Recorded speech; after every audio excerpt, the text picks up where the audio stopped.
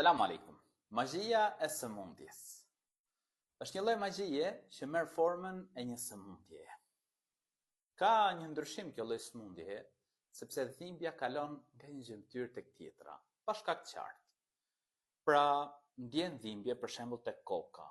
Shkon vizitohet i thon s'ke asgjë. Bon analizat, çdo gjë del mirë. Pa pritmas, kjo dhimbje kalon në një gjymtyr tjetër e kështu me radhë. Atëherë, kjo është një shenjë që personi në fjalë është i prekur nga magjia. Shërimi patjetër është në dorë të Allahut të lartësuar. Zoti i gjithësisë shëron. Zoti i gjithësisë është ai që na shëron. Allahu i lartësuar është shëruesi. Wa idha maridtu fa huwa yashfin.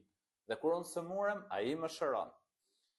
Unë e këshilloj personin i cili është prekur nga kjo lloj magjie, që gjëja e parë që të bëj është thot shahadetin. Gjën bazë, shtyllën kryesore të muslimanit. La ilaha illallah Muhammedur Rasulullah. Nuk ka zot tjetër përveç Allahut. Askush dhe asgjë nuk meriton të adhurohet përveç tij. Dhe Muhamedi është i dërguari i tij. E këshilloj personin në fjalë që të marrë abdes. Të mësoj pra si merret gusull, si merret abdes, pra larja e përgjithshme e trupit. E këshilloj këtë person që të falë namaz. Sepse namazi, falja e namazit është lidhje me Zotin e gjithësisë.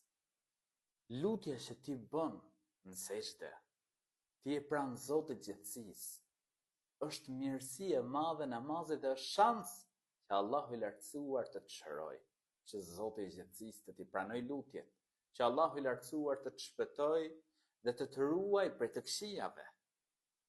E këshilloj normal personin në fjalë që t'i zbatoj detyrat fetare, siç është respektimi i prindërve, mbajtja e lidhjeve farefisnore, të mundohet personin fjalë të ruhet prej gjunafeve. Po ashtu, lutje. Sa më shumë lutje, dhikri mëngjesit, dhikri mbrëmjes, lutjet para që bëhen, pra lutjet që bëhen para se të flesh gjumë, gjitha këto i gjen tek libri, është një libër mboroja e muslimanit, ky libër. Unë këshilloj çdo njërin që ti mësoj këtë sure. Të mësoj surën Fatiha, të mësoj surën Ikhlas, surën Falaq, surën Nas, ajetin Kursi, mësoj këto. Dhe këto këndoj shpesh. Për shembull, mundohu çdo ditë gjysmë ore ose një orë, ti lexosh vetes, derisa të qetësohesh nga problemi i magjisë. Po ashtu, mos shko tek pseudo hoxhallar, të cilat bëjnë nuska, hajmali, magji apo bashkëpunim me xhin. Mos shko në vendet ashtu quajtura të mira. Allahu i lartësuar shëruesi, lutju drejt për drejt Zotit gjithësisë. Mos shko tek fallxhorët, magjistarët. Mos kërko shërim tek dikush apo prej diçkaje tjetër përveç Allahut, sepse kjo e prish besimin e pastër në një Zot dhe i zhvlerëson veprat. Kjo bëhet shkak që ty të përkeqësohet gjendja, sepse ai që kërkon shërim prej dikujt tjetër përveç Allahut i bën shork Allahut lartësuar dhe bën mëkatin më të madh, Zoti na ruaj. Nëse nuk di të lexosh Kur'an, mund të shkosh tek një imam xhamie dhe ti kërkosh të lexoj Kur'an.